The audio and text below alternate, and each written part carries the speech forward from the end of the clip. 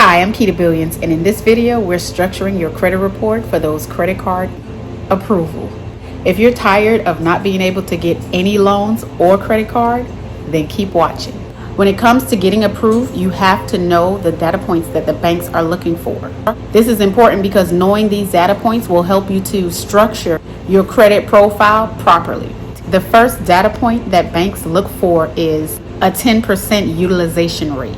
And if you'd like help understanding your utilization rate, visit my channel and watch my utilization video. Data point number 2, you'll need to have 10 positive accounts on your credit report. Data point number 3, you can only have 2 to 3, no more than 3 inquiries reporting on your credit report. Data point number 4, absolutely no derogatory, no collections, none of that on your credit report.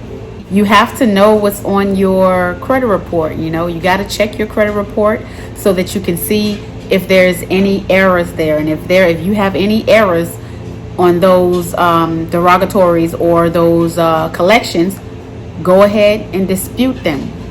And the best way to dispute is through mailing those dispute letters out. Data point number 5, your payment history must be 100%.